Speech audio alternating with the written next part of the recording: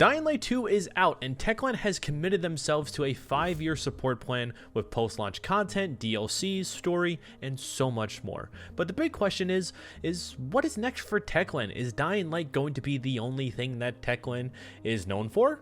No.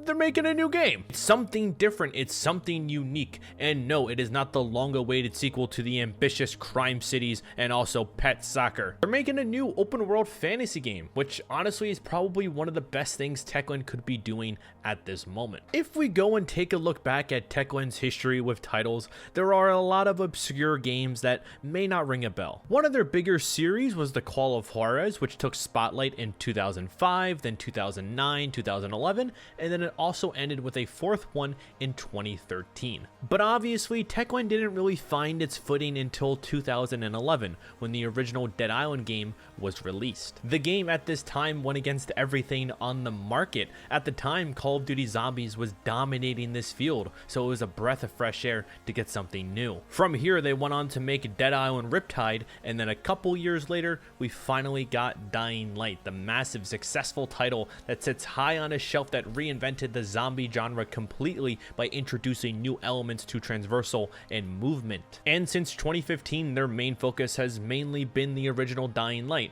with frequent content updates, free DLCs, and events to get players coming back. And as you can tell, it fucking worked. They hit 20 million total sales in 2022. That's insane. And when you look back at their timeline and history of releases, they became known for their titles in the zombie genre. Everybody associates Techland with Dying Light or Dead Island. And you know, Pure Farming 2018. Creatively speaking, both Dead Island and Dying Light are very similar. Obviously, yes, they function differently, different stories. One has more freedom with movement, but when you boil it down to the basics, they're both an open world 4-player co-op zombie game with customizable weapons and fun quests. That's essentially what both titles are. There's nothing wrong with it. It's a formula that is very much working for them.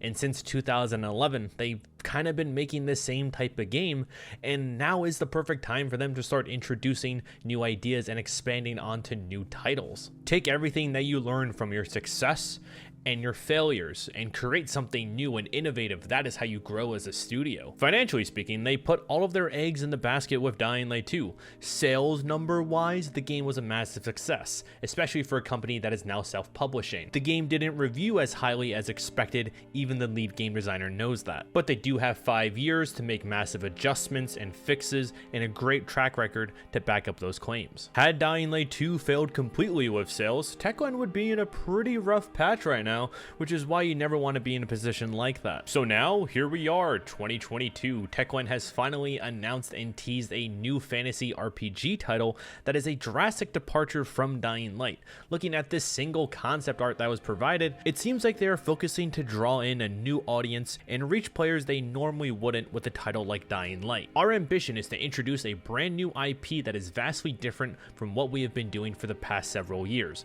We want to create a fully next-gen experience, a new fantasy epic set in a sprawling open world fueled by the skills and experience we have gained as a team over the years, infused with new ideas, passion, and creativity. A brand new IP with narrative directors from CDPR, and they're also including directors from Mad Max, Deathloop, and animators that worked on Horizon Zero Dawn. A fully next-gen experience will push Techland to the absolute limit. A game that they are excited to be talking about and also hiring for will be very interesting to see how it turns out. It is unlike Techland to be making a single-player fantasy story-driven RPG. We are so used to this, and also this. Will that Techland jank and charm be making its way into this new innovative title that is being planned? I don't know. But upon analyzing the concept art, the environment is very much unlike Dying Light. Waterfalls, mystics, ruins that look like it's going to be littered with magical secrets, and so much more. It's getting me excited, and I want to see how they deliver with the tools that they have. The future is looking bright for Techland. 5-year support for Dying Light 2, and also their unannounced AAA open world action RPG title that will most likely release within the next 5 years. That's just me speculating a little bit. But speaking of Techland, if you do want to go ahead and see more content from their games, you can click on these videos right here. I'll see you later. Bye bye.